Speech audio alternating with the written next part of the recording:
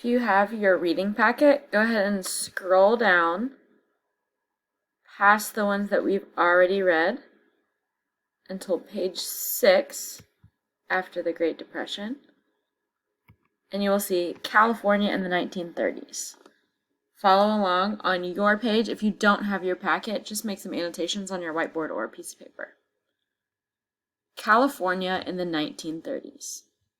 Californians witnessed tremendous change to their state during the decade of the Great Depression. This was due to California's economy, which was healthy when compared to other states. The agricultural industry, in particular, thrived in the 1930s and attracted thousands of new settlers. Since the industry was concentrated in Southern California, that region captured the designation of economic center of the state. Okay?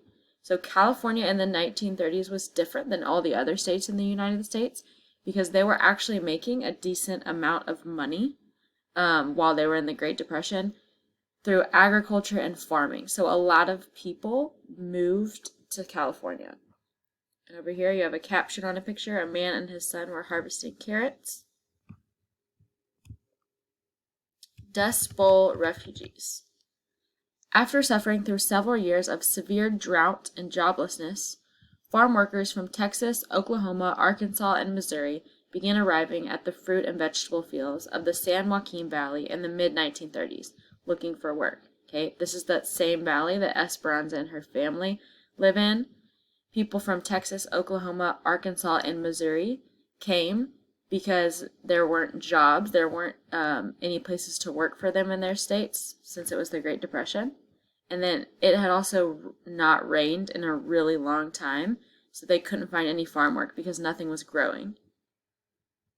Known generically as Okies, between 300,000 and 400,000 migrated to California. Between 1933 and 1935, wind-generated dust storms produced clouds of blowing topsoil in western Kansas and in the panhandles of Oklahoma and Texas. The monstrous dust storms blackened the skies. George Turner, a resident of Oklahoma, later described what it was like when he and his family were hit by a blizzard of dust. It was an unbelievable darkness. We seemed to be smoldering in dust. So a dust storm is when all this stuff from the road and all the soil from the ground comes up in the air and it's really windy. So it's like snow, but dust and soil. Dust storms are really dangerous. So since they had all of those dust storms, they came to California. Hundreds of thousands of residents of the Dust Bowl salvaged what they could, piled their belongings on tops of their cars, and headed for the promised land of California. They hoped to find good jobs and a better life. They soon found, however, that conditions in California were not quite what they imagined.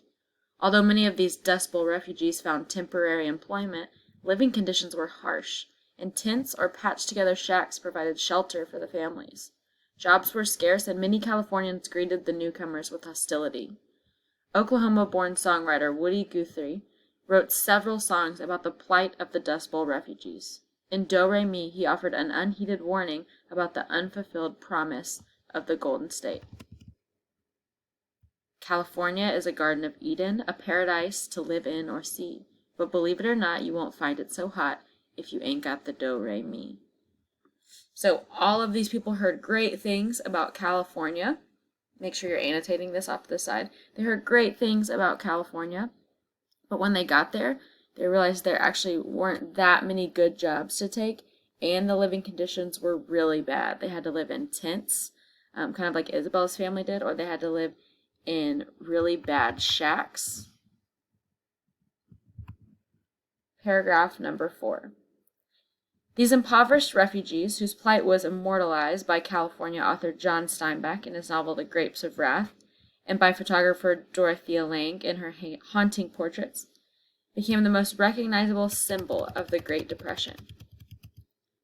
Mexican migrant workers. Before the 1930s, at least 3/4 of California's farm workers were Mexican or Mexican American. Farm owners recruited them, believing that they would tolerate miserable living conditions, because they earned more in the United States than they did in Mexico. By the 1920s, at least 3/4 of California's 200,000 farm workers were Mexican or Mexican American. Okay? So a lot of all of these people that were coming to California to work were Mexican or Mexican American. And they also believed the same thing, that they were going to get better conditions and good jobs in California, but they showed up and were not paid a lot and were living in harsh conditions. As the Great Depression took a toll on California's economy during the 1930s, however, Mexicans and Mexican Americans became targets for discrimination and removal.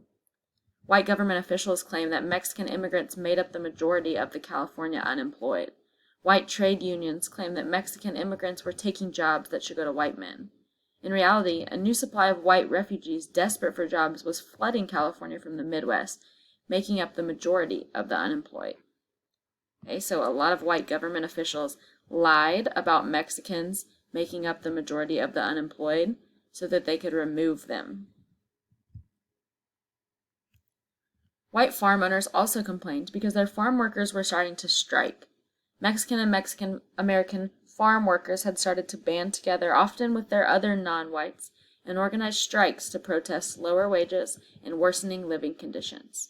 Okay, so they were not getting paid a lot. That's what lowered wages means. And then worsening living conditions means they lived in really bad areas.